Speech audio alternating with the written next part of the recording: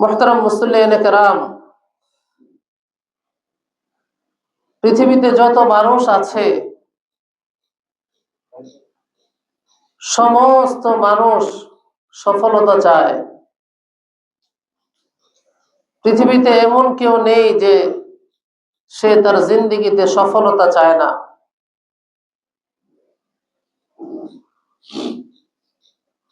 একজন ডাক্তার, সেও তার জীবনে সফলতা চায়। একজন ব্যারিস্টার, সেও তার জিন্দেগিতে সফলতা চায়। একজন ইঞ্জিনিয়ার, সেও তার জীবনে সফলতা চায়। একজন চাকরিজীবী, সেও তার জীবনে সফলতা চায়। একজন কৃষক, সেও তার জীবনে সফলতা চায়। একজন স্টুডেন্ট, সেও তার জীবনে সফলতা চায়। একজন শিক্ষক, সেও তার জীবনে সফলতা চায়। কথা বলেন ঠিক কিনা? সফলতা এমন একটি জিনিস যা পৃথিবীর প্রত্যেকেই চায়, কিন্তু সফলতার সংজ্ঞা কি, সফলতার পরিচয় কি, এটা হচ্ছে মূল বুঝার বিষয়।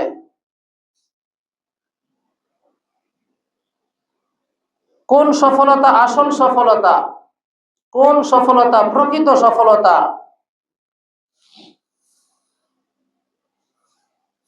যে কোনো মানুষ এই সফলতার যে কোনো পরিচয় জিজ্ঞেস করলে বলতে পারে, তুলে ধরতে পারে,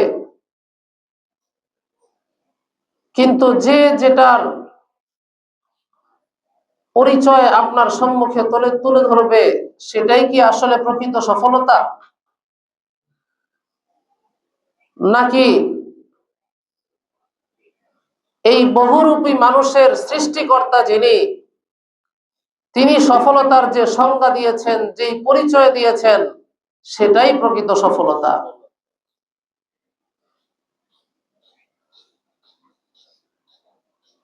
এই প্রশ্নের উত্তরে নির্দ্বিধায় একথা বলা যায় যে মানুষের সংজ্ঞায়, মানুষের পরিচয় অনুসারে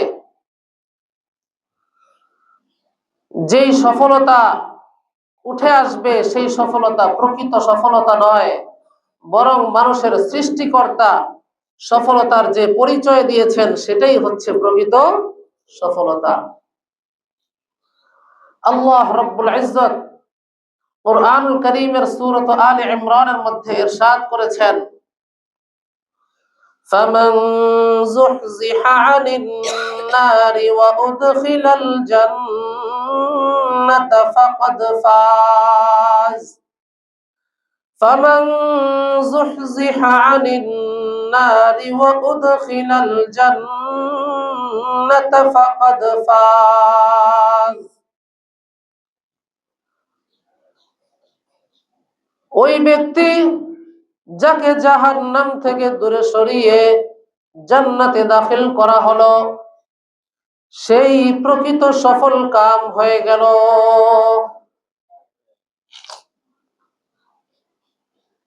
আল্লাহ রাব্বুল ইজ্জত সফলতার পরিচয় এই আয়াতে কারীমার মধ্যে দিয়েছেন। প্রকৃত সফলতা কাকে বলে? প্রকৃত সফলতা হচ্ছে জাহান্নাম থেকে মুক্তি লাভ করে জান্নাত লাভ করা, এটাই হচ্ছে প্রকৃত সফলতা। এছাড়া এর বাইরে পৃথিবীর যত মানুষ যত পরিচয়ই দেখ না কেন, ওগুলো সফলতার প্রকৃত সংজ্ঞা না, ওগুলো সফলতার প্রকৃত পরিচয় না,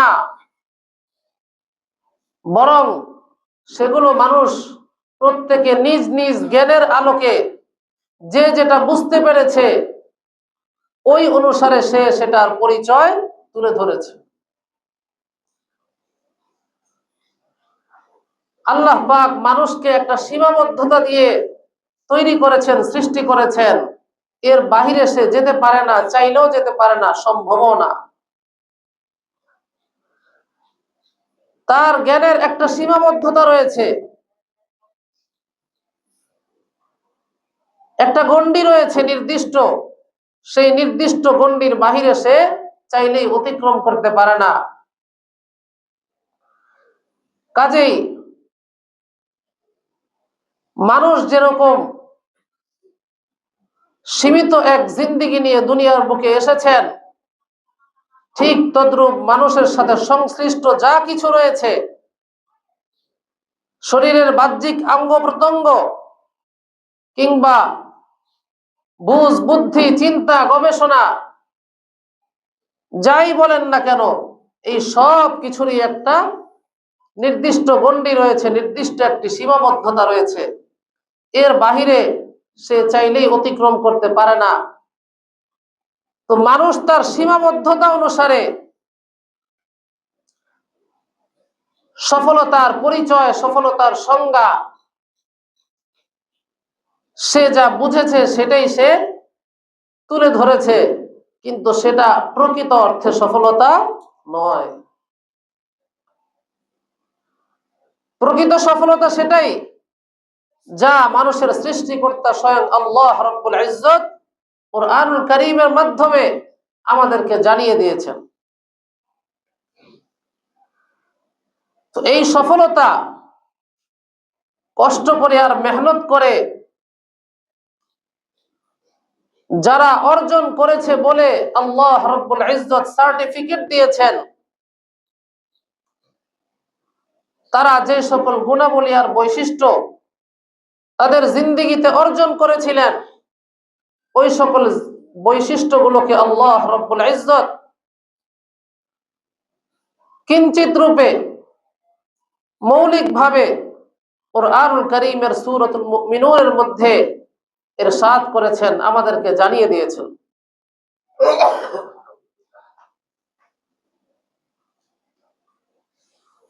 প্রথম যে বৈশিষ্ট্যের কথা আল্লাহ রাব্বুল ইজ্জত তুলে ধরেছেন, যে একজন মানুষ যদি সফল হতে চায় তাহলে তার সফল হওয়ার জন্য বেশ ভিত্তিমূলক যে বৈশিষ্ট্য তার জিন্দেগির মধ্যে ধারণ করতে হবে সেটা হলো ঈমানের বৈশিষ্ট্য। কিসের বৈশিষ্ট্য? ঈমানের বৈশিষ্ট্য। ঈমান হচ্ছে একজন মানুষের জিন্দেগির মধ্যে সফলতার বুনিয়াদ, সফলতার ভিত্তি। এই ভিত্তি যদি কোনো মানুষের মধ্যে স্থাপিত না হয়, তাহলে সে তার জীবনে যত বৈশিষ্ট্যই অর্জন করুক না কেন, কোনো বৈশিষ্ট্যই তার জীবনে কোনো কাজে আসবে না। এজন্য বুনিয়াদী বৈশিষ্ট্য হলো ঈমানের বৈশিষ্ট্য। গত সপ্তাহে ঈমানের উপর সামান্য আলোচনা করেছিলাম যে আমাদের জিন্দেগির মধ্যে ঈমানটাকে, ঈমান নামক যে প্রকৃত বৈশিষ্ট্য, বুনিয়াদী বৈশিষ্ট্য, এই বৈশিষ্ট্যকে আমাদের জিন্দেগির মধ্যে কাঙ্ক্ষিত রূপে বাস্তবায়ন করতে হবে। কাঙ্ক্ষিত রূপে বাস্তবায়ন করার অর্থ কি? কাঙ্ক্ষিত রূপে বাস্তবায়ন করার অর্থ হচ্ছে ঈমানকে সেই পর্যায়ে পৌঁছাইতে হবে যেই পর্যায়ে পৌঁছালে আল্লাহ রাব্বুল ইজ্জত আমার আপনার সেই ঈমানের উপর রাজি এবং খুশির সার্টিফিকেট দিয়ে দিবেন। সুবহানাল্লাহ।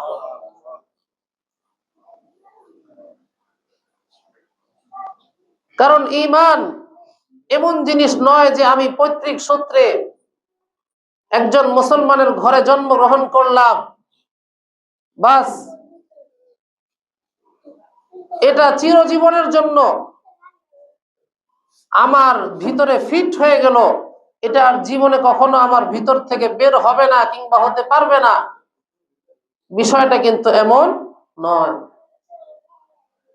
বরং ঈমান এটা বাড়ে এবং কমে, এবং ক্ষেত্র বিশেষ এই ঈমান ভিতর থেকে একদম সম্পূর্ণরূপে চলেও যায়, নিঃশেষও হয়ে যায়। কাজেই ঈমানকে লালন পালন করতে হবে, প্রতিপালন করতে হবে। ঈমানকে শক্তিশালী বানানোর জন্য, মজবুত করার জন্য ঈমানের পিছনে মেহনত করতে হবে। ঈমানকে তার কাঙ্ক্ষিত লক্ষ্যে পৌঁছাইতে হবে। এই কাঙ্ক্ষিত লক্ষ্যে পৌঁছানোর জন্য সীমানা কি? সীমানা হচ্ছে সাহাবায়ে কেরামের ঈমান। সীমানা কি? সাহাবায়ে কেরামের ঈমান। আল্লাহ রাব্বুল ইজ্জত সূরাতুল বাকারার মধ্যে সাহাবায়ে কেরামের ঈমানের মতো ঈমানকে বানানোর জন্য হুকুম করেছেন, আমিনু কামা আমানান নাস। সাহাবায়ে কেরাম যেমন ঈমান আনয়ন করেছিলেন, আমাদের ঈমানকেও ওই রকম ঈমান বানাইতে হবে।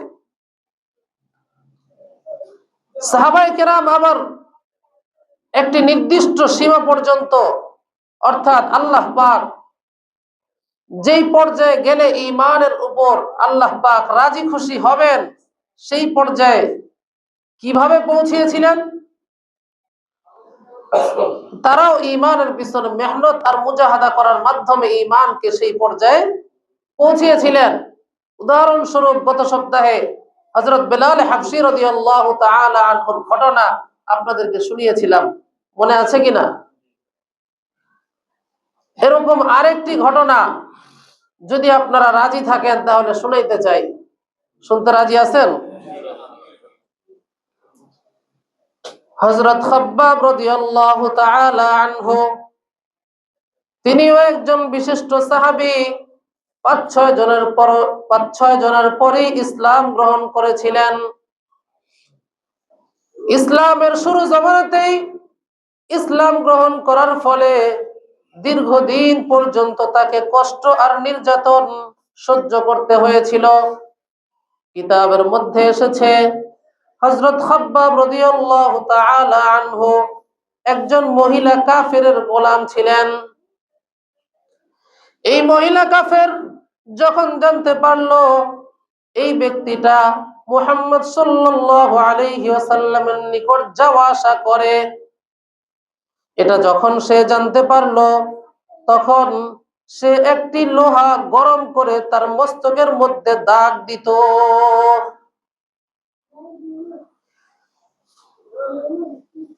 অপরাধ কি?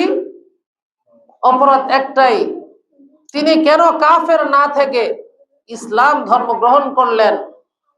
কেন তিনি মুহাম্মদ সাল্লাল্লাহু আলাইহি ওয়াসাল্লামের আহ্বানে সাড়া দিলেন? কেন তিনি আল্লাহকে এক বলে স্বীকার করলেন? এটাই হচ্ছে তার অপরাধ। এটা তো হচ্ছে কষ্টের একটা সামান্য নমুনা। এরপর তাকে আরো যে সকল কষ্ট দেওয়া হতো, তন্মধ্যে হতে আরেকটি চিত্র হলো হযরত খাব্বাব রাদিয়াল্লাহু তাআলা আনহুকে দুপুর বেলা প্রচন্ড রোদ্রে উত্তপ্ত বালুর উপর লোহার পোশাক পরিয়ে ফেলে রাখা হতো। আর ওই অবস্থায় প্রচন্ড গরম আর তাপের কারণে শরীর থেকে ঘামের পর ঘাম বের হতে থাকতো। একটা পর্যায়ে এমন অবস্থা হতো তার কোমরের গোশত গলে খসে পড়ে গিয়েছিল। দীর্ঘদিন পর হযরত ওমর ফারুক রাদিয়াল্লাহু তাআলা আনহু তার খেলাফত কালে হযরত খাব্বাব রাদিয়াল্লাহু তাআলা আনহুর কাছ থেকে ইসলাম গ্রহণ করার কারণে তার দুঃখ আর নির্যাতন সহ্য করার বিস্তারিত বিবরণ শুনতে চাইলেন। খাব্বাব রাদিয়াল্লাহু তাআলা আনহু বিবরণ কিছু না দিয়ে তিনি বললেন, হুজুর, আমার কোমরটা একটু দেখেন। আমি মুখে কিছু বলতে চাই না, আমার কবরের দিকে একটু চেয়ে দেখেন। খাব্বাব রাদিয়াল্লাহু তাআলা আনহু কবরটা উঠিয়ে যখন ওমর ফারুক রাদিয়াল্লাহু তাআলা আনহুকে দেখালেন, তখন ওমর ফারুক রাদিয়াল্লাহু তাআলা আনহু বিস্মিত হয়ে একথা বলতে বাধ্য হলেন যে এমন কবর তো আমি জীবনে কখনো কারো দেখি নাই। এরপর হযরত খাব্বাব রাদিয়াল্লাহু তাআলা আনহু সামান্য বিবরণ পেশ করলেন যে আমাকে জ্বলন্ত অঙ্গার, জ্বলন্ত কয়লার উপর ফেলে রাখা হতো, শুইয়ে রাখা হতো। শুধু তাই না, ওই জ্বলন্ত কয়লার উপর চিৎ করে শুইয়ে টানা হেঁচড়া করা হতো। এরপর কবর থেকে রক্ত আর চর্বি গলে গলে সেই জ্বলন্ত অঙ্গার নিভত। এটা কি কোনো মামুলি কথা? আগুন নিভত শরীরের রক্ত আর চর্বি দ্বারা। এমন কষ্ট হযরত খাব্বাব রাদিয়াল্লাহু তাআলা আনহুকে দেওয়া হয়েছে। আর ওই কষ্টের পর যখন ইসলামের তারাক্কি হলো, উন্নতি হলো, ইসলামের ফুতুহাত আসতে থাকলো, বিজয় আসতে থাকলো, দুঃখের দিন শেষ হয়ে যখন সচ্ছলতা আসতে লাগলো, ওই সময় তিনি আফসোস করে কাঁদতেন আর বলতেন, হায়, ওই যে এক সময় কষ্ট সহ্য করেছিলাম, সেটার বিনিময়ে আল্লাহ রাব্বুল ইজ্জত দুনিয়াতেই দিয়ে দিলেন কিনা। আফসোস করে করে বলতেন যে এখন যে ইসলামের উন্নতি হলো, এখন যে ইসলামের মধ্যে আমাদের সচ্ছলতা আসছে, এখন তো আগের আর অবস্থা নাই, এখন তো অবস্থা ভালো হয়ে গেছে। আল্লাহ পাক এর বেনিফিট, এর লাভ, এর চূড়ান্ত ফলাফল সেটা কি দুনিয়াতেই দিয়ে দিলেন কিনা। ভয়ে আল্লাহ পাকের কাছে কাঁদতেন আর এই কথা বলতেন। এইভাবে সাহাবায়ে কেরাম দ্বীন ইসলামের জন্য, ঈমানের জন্য কষ্ট আর নির্যাতন সহ্য করেছিলেন। এবার বলেন তো দেখি, আমরা ইসলামের জন্য, দ্বীনের জন্য, ঈমানের জন্য, আল্লাহ আল্লাহ রসুলের জন্য আমার আপনার জিন্দেগিতে কে কতটুকু দুঃখ আর কষ্ট সহ্য করেছি? সাধারণ নিজেদের জানমালের উপর সামান্য বিপদ আপদ আসলেই আমরা ঘাবড়ে যাই, পেরেশান হয়ে যাই। আর দ্বীন ইসলামের বেলায় আসলে, কোরআন সুন্নাহর বেলায় আসলে মনে করি যে এটা তো আমার পার্সোনাল বিষয় না, এটা ইসলামের ব্যাপার, এটা হুজুররা বুঝবে, এটা আলেম ওলামারা বুঝবে। মুহতারাম হাজিরিন, এটা নির্দিষ্ট কোন গোষ্ঠীর বোঝার বিষয় না। কোরআন সুন্নাহর উপর যদি আঘাত আসে, আল্লাহ আল্লাহ রসুলকে নিয়ে যদি কোনো কটূক্তি আসে, সেখানে নির্দিষ্ট কোন গোষ্ঠীর বোঝার কোনো ব্যাপার না। আমি যদি নিজেকে ঈমানদার বলে দাবি করি, নিজেকে ঈমানদার বলে, মুমিন বলে স্বীকৃতি দেই, তাহলে আমারও এটা দায়িত্ব যে কোরআন সুন্নাহর বিরুদ্ধে দুনিয়ার যে প্রান্ত থেকেই হোক না কেন কেউ কোনো কথা বলবে আর আমি চুপ করে বসে থাকবো, এটা কোনোদিন হতে পারে না। আল্লাহ আল্লাহর রাসূলকে নিয়ে কোনো কটূক্তি হবে আর আমার ঈমানের প্রতি আমার কোনো দাবি থাকবে না, দায়বদ্ধতা থাকবে না, এটা কোনোদিন হতে পারে না। বরং ঈমানি চেতনা নিয়ে বাতিলের বিরুদ্ধে বলিষ্ঠ কণ্ঠস্বর হতে হবে, প্রতিবাদ করতে হবে, নিজের সাধ্য মোতাবেক প্রতিবাদ জানাইতে হবে। এটা ঈমানের তাকাজা, ঈমানের দাবি। ঈমানের জন্য মেহনত করতে হবে। আজকে আমরা ঈমানের বলে বলিয়ান হয়ে কোন একটা উদ্যোগ গ্রহণ করতে পারি না, এর একমাত্র কারণ হচ্ছে আমাদের ঈমানের দুর্বলতা। আমরা হচ্ছে পৈতৃক সূত্রে ঈমান লাভ করা মুমিন। ঈমানের জন্য আমাদের জিন্দেগিতে কোনো কষ্ট আর মুসিবত সহ্য করতে হয় নাই, যার কারণে এই ঈমানের কদর আমাদের কাছে নাই। কথা বলেন ঠিক কিনা? মুহতারাম হাজিরিন, একজন ঈমানদারের কি মূল্য গত সপ্তাহে দুটি হাদিস বলেছিলাম। আরেকটি হাদিসের ইবারত ওই মুহূর্তে মনে আসতেছিল না, এই জন্য বলিনি। যাই হোক, ঈমানদারের ফজিলত সংক্রান্ত হাদিস দুটি আর তিনটি নয়, বরং অনেক হাদিস আছে। এই সপ্তাহে আর সেটা বলতে চাই না। ঈমানকে সাহাবায়ে কেরামের ঈমানের মতো বানাতে হলে আমাদেরকে কি করণীয়, কি করতে হবে, এরকম দু তিনটি করণীয় সম্পর্কে আপনাদের সম্মুখে সংক্ষিপ্ত আকারে তুলে ধরার চেষ্টা করব। এক নম্বর করণীয় হচ্ছে হক্কানি উলামায়ে কেরাম, আহলে হক উলামায়ে কেরাম, আল্লাহ ওয়ালা বুজুর্গ, যারা সত্যিকার অর্থে ভালো মানুষ, এমন সব মানুষদের সান্নিধ্য লাভ করতে হবে। এমন সব মানুষদের সাথে উঠা বসা চলাফেরা করতে হবে, তাদের কাছে গিয়ে সময় দিতে হবে। বাংলাতেও একটা কথা প্রসিদ্ধ রয়েছে, সৎসঙ্গে স্বর্গবাস, অসৎসঙ্গে সর্বনাশ। ভালো মানুষের সাথে চলাফেরা করলে, উঠা বসা করলে, তাদের সান্নিধ্যে গেলে, থাকলে, কিছু সময় ব্যয় করলে, তাদের ভালো গুণাগুণ সব না আসলেও কিছু না কিছু আসবে। আর অসৎ মানুষের সাথে উঠা বসা করলে, চলাফেরা করলে, আমি যতই বলি যে আমি তার অসৎ গুণগুলো নিব না, আমার মধ্যে আনবো না, যতই বলি আর দাবি করি, এরপরও কিছু না কিছু চলে আসবেই আসবে। অস্বীকার করার কোনো সুযোগ নেই। তো এক নম্বর করণীয় হলো আহলে হক উলামায়ে কেরাম, আল্লাহ ওয়ালা বুজুর্গ, নেককার ভালো মানুষদের সান্নিধ্য লাভ করতে হবে।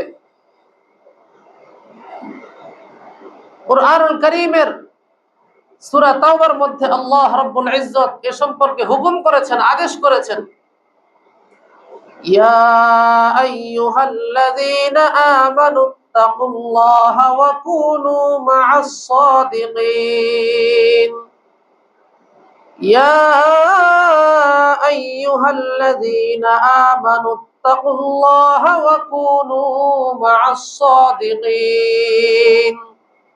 হে ঈমানদারগণ, তোমরা আল্লাহকে ভয় করো এবং সত্যবাদীদের সাথে উঠা বসা করো, চলাফেরা করো। যারা ভালো মানুষ, যারা আল্লাহ ওয়ালা বুজুর্গ, সত্যিকার অর্থে ভালো মানুষ, তাদের সঙ্গে থাকো। তাদের সঙ্গে থাকলে কি লাভ হবে? তাদের সঙ্গে যদি মুহাব্বতের সম্পর্ক করতে পারো, তাহলে দুনিয়াতেও লাভবান হবে এবং আখিরাতেও লাভবান হবে। হাদিসে পাকে আল্লাহর রাসূল সাল্লাল্লাহু তাআলা আলাইহি ওয়াসাল্লাম এ সম্পর্কে খুবই স্পষ্টভাবে আমাদেরকে এই বিষয়টি আমাদের সামনে ক্লিয়ার করেছেন। রাসূল পাক সাল্লাল্লাহু তাআলা আলাইহি ওয়াসাল্লাম ইরশাদ ফরমান, আল মারউ মা'a মান আহাব্বা। যার সঙ্গে যার মুহাব্বত, তার সঙ্গে তার কিয়ামত। বলেন সবাই, যার সঙ্গে যার মুহাব্বত, তার সঙ্গে তার কিয়ামত। যার সঙ্গে যার ভালোবাসার সম্পর্ক হবে, মুহাব্বতের সম্পর্ক হবে, আন্তরিকতার সম্পর্ক হবে, ওই ব্যক্তির হাসর নাসরও সেই মুহাব্বতের লোকের সাথেই হবে। সুবহানাল্লাহ। অতএব আমার মুহাব্বত যদি আল্লাহ আল্লাহর রাসূলকে হয়, আর আল্লাহ আল্লাহর রাসূলকে যদি আমি পাইতে চাই, তাহলে উলামায়ে কেরামের বিকল্প নেই। কথা বলেন ঠিক কিনা? উলামায়ে কেরামকে মাইনাস করে, উলামায়ে কেরামের প্রতি বিদ্বেষ রেখে আপনি আল্লাহ রসুলকে মোহাব্বত করেন, ইসলামকে ভালোবাসেন, এ কথার দাবি করেন, এ দাবি মিথ্যা ছাড়া আর কিছু না। কারণ আপনি বাবাকে মাইনাস করে কখনো দাদার কাছে পৌঁছতে পারবেন না। দাদার কাছে, নানার কাছে পৌঁছতে হলে, পরদাদার কাছে পৌঁছতে হলে অবশ্যই আপনার সিঁড়িকে অতিক্রম করেই ওই পর্যন্ত পৌঁছতে হবে। বাবাকে মাইনাস করবেন, বাবাকে চিনেন না, বাবাকে জানেন না, বাবার পরিচয় আপনি দিতে লজ্জাবোধ করেন, বাবাকে মহাব্বত করেন না, আর ওদিক দিয়ে দাদাকে খুব মহাব্বত করেন, এটা আপনার মিথ্যা দাবি ছাড়া আর কিছু না। আমাদের সমাজে এমন অনেক মানুষ আছে যারা নিজেকে খুব বিরাট মুসলমান বলে দাবি করতে চায়, প্রমাণ করতে চায়, আল্লাহ রসুলকে ভালোবাসে, অথচ এদিক দিয়ে উলামায়ে কেরামকে দেখতে পারে না। উলামায়ে কেরামের ব্যাপারে ভিতরে অ্যালার্জি লালন করে। বলেন তার এই ভালোবাসার দাবি, আল্লাহ রসুলকে মুহাব্বত করার দাবি সত্য নাকি মিথ্যা? উলামায়ে কেরামকে ঘৃণা করে, তাদের প্রতি বিদ্বেষ লালন করে আল্লাহ রসুলকে মুহাব্বত করার দাবি করা, এই দাবি কি সত্য না মিথ্যা? মিথ্যা।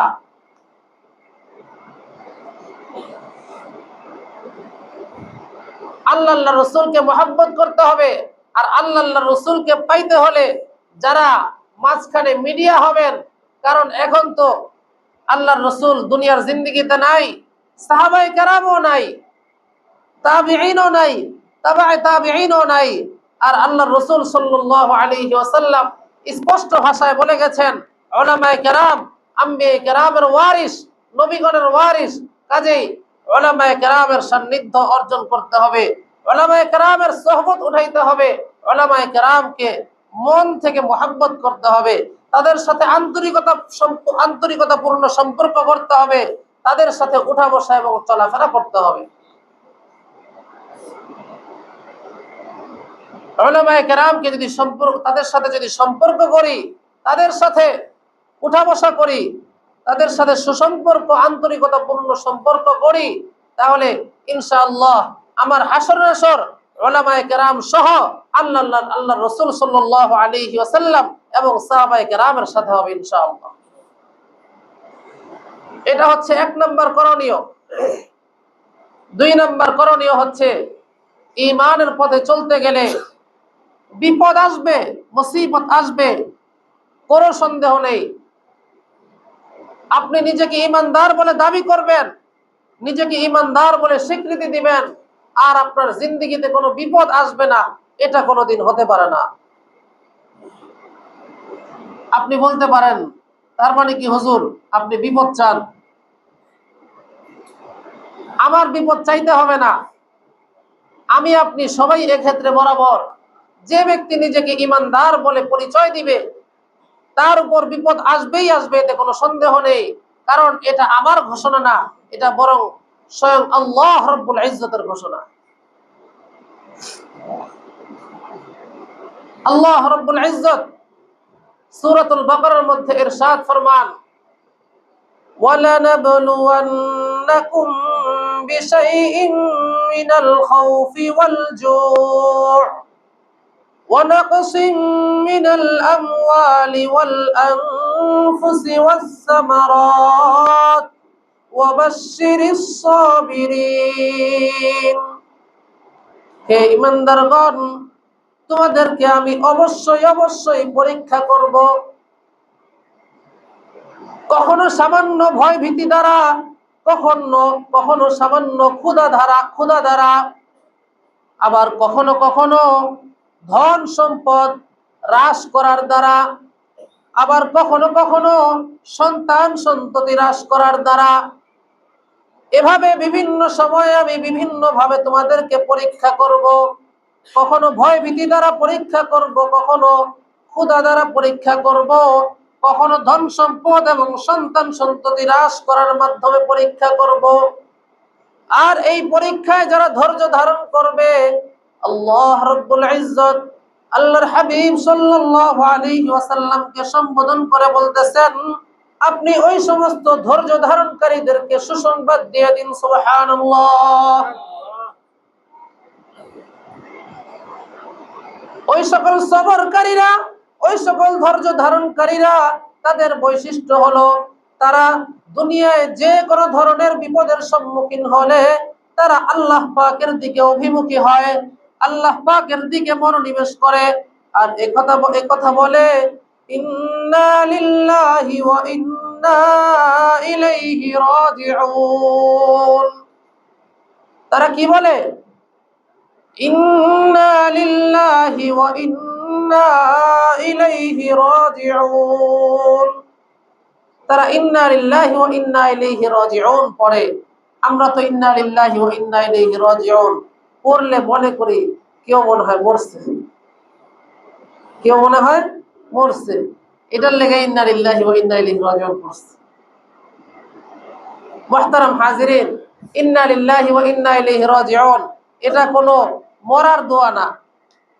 কোন মৃত ব্যক্তি মরলেই, কোন মানুষ মারা গেলেই যে এই দোয়া পড়ে বা পড়তে হয়, বিষয়টা এমন নয়, বরং এটা ঈমানদারদের একটা বৈশিষ্ট্য। ওই সকল ঈমানদারদের বৈশিষ্ট্য যারা বিপদে ধৈর্য ধারণ করে এবং ওই ধৈর্য ধারণ অবস্থায় এদিক সেদিক ডানে বামে নিজেদের মনোযোগকে অভিমুখী না করে আল্লাহ পাকের দিকে মনোযোগকে অভিমুখী করে, আর ওই অবস্থায় আল্লাহ পাকের কাছে সাহায্য চায় যে আমরা, হে আল্লাহ, আপনার জন্য, আর আমরা তো আপনার কাছেই ফিরে যাব, সুতরাং এই বিপদে আপনি আমাদের সহায় হন। যারা বিপদে ধৈর্য ধারণ করবে আর ইন্না লিল্লাহ পড়বে, এটা শুধু মৃত্যুর ক্ষেত্রে না, যে কোনো বিপদ আপদে ইন্না লিল্লাহি ওয়া ইন্না ইলাইহি রাজিউন পড়বে আর মন থেকে ধৈর্য ধারণ করবে, আল্লাহ রাব্বুল ইজ্জত ওই সকল সবরকারীদের ব্যাপারে বলতেছেন, উলাইকা আলাইহিম সালাওয়াতুম মির রাব্বিহিম ওয়া রাহমাহ ওয়া উলাইকা হুমুল মুহতাদুন।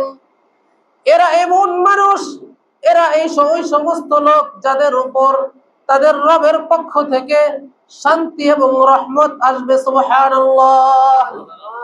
এবং এই সমস্ত লোকদেরকে আল্লাহ রাব্বুল ইজ্জত সঠিক পথে পরিচালিত করবেন। কাজেই আমাদেরকে এই ঈমানি হালতে, ঈমানদার অবস্থায় যখন যে বিপত্তি আসুক না কেন, ঈমানের উপর আসুক, আমলের উপর আসুক, জানের উপর আসুক, মালের উপর আসুক, ধন সম্পদের উপর আসুক, আর সন্তান সন্ততি পরিবার পরিজনের উপর আসুক, সর্বাবস্থায় আল্লাহ পাকের অভিমুখী হয়ে থাকতে হবে। জাজা ফাজা অর্থাৎ বেসবরি, অধৈর্য প্রকাশ করা যাবে না, ধৈর্যের পরিচয় দিতে হবে। হাদিসে পাকের মধ্যে আল্লাহর রাসূল সাল্লাল্লাহু আলাইহি ওয়াসাল্লাম ইরশাদ ফরমান, আশাদ্দুন নাসি বালাআন আল আমবিয়া সুম্মাল আমসাল ফাল আমসাল। পৃথিবীর মধ্যে যত মানুষ আছে, সমস্ত মানুষের মধ্যে সবচেয়ে বেশি বিপদের সম্মুখীন হয়েছিলেন নবীগণ। এরপর যারা ভালো মানুষ তারা, অর্থাৎ নবীজি বলতেছেন, মানুষকে তার দিনদারি অনুসারে পরীক্ষা করা হয়। মানুষ যদি তার দিনের ক্ষেত্রে, তার দিনদারির ক্ষেত্রে মজবুত হয়, মজবুত ইমানদার হয়, তাহলে তার পরীক্ষাটাও সেই পর্যায়ের হয়। আর মানুষ যদি তার দিনদারির ক্ষেত্রে দুর্বল হয়, নড়বড়ে হয়, তাহলে আল্লাহ পাক ওই দুর্বল ইমানদার ইমতিহান, পরীক্ষাটাও নরমাল ভাবেই নেয়। কিন্তু পরীক্ষা অবশ্যই আসবে। এটা হচ্ছে 2 নম্বর করণীয়। 3 নম্বর করণীয় হচ্ছে ঈমানের পিছনে মেহনত করা, ঈমানের পিছনে মেহনত করা, ঈমানের তাজদীদের ফিকির করা। কারণ আল্লাহ রাব্বুল ইজ্জত সূরা নিসার মধ্যে ইরশাদ ফরমিয়েছেন, ইয়া আইয়ুহাল্লাযীনা আমানু আমিনু, হে ঈমানদাররা তোমরা ঈমান আনয়ন করো। একটা হাদিস গত সপ্তাহে বলেছিলাম, আবারও একটু মনে করিয়ে দিচ্ছি। আল্লাহর রাসূল সাল্লাল্লাহু আলাইহি ওয়াসাল্লাম ইরশাদ ফরমান, জাদ্দিদু ঈমানাকুম, তোমরা ঈমানকে নবায়ন করতে থাকো। কিলা ইয়া রাসূলুল্লাহ কাইফা নুজাদ্দিদু ঈমানানা, হে আল্লাহর রাসূল আমরা ঈমানকে কিভাবে নবায়ন করব? আল্লাহর রাসূল সাল্লাল্লাহু আলাইহি ওয়াসাল্লাম উত্তরে ফরমান, তোমরা বেশি বেশি লা ইলাহা ইল্লাল্লাহ বলো, বেশি বেশি লা ইলাহা ইল্লাল্লাহর জিকির করো, বেশি বেশি লা ইলাহা ইল্লাল্লাহর দাওয়াত দাও। সাহাবায়ে কেরামের আমল ছিল, হযরত মুআয ইবনে জাবাল রাদিয়াল্লাহু তাআলা আনহু থেকে বর্ণিত, তিনি বলেন, আমরা পরস্পরে সাক্ষাৎ হলে বলতাম, আসো ভাই একটু বসো, চলো আমরা একটু ঈমানের মুযাকারা করি। বলেছিলাম গত সপ্তাহে, মনে আছে? এই তিনটা আমলের কথা বললাম, তিনটা চেষ্টার কথা বললাম, তিনটা মেহনতের কথা বললাম। যে ঈমানকে সাহাবায়ে কেরামের পর্যায়ে পৌঁছাতে হলে, ওই পর্যন্ত নিয়ে যেতে হলে আমাদেরকে এই তিন প্রক্রিয়ায় মেহনত করতে হবে। আল্লাহ পাক আমাদের সবাইকে যতটুকু কথা হলো এই কথাগুলোর উপর আমল করার তৌফিক দান করুন। আমিন। ওয়া আখিরু দাওয়ানা আলহামদুলিল্লাহি রাব্বিল আলামিন।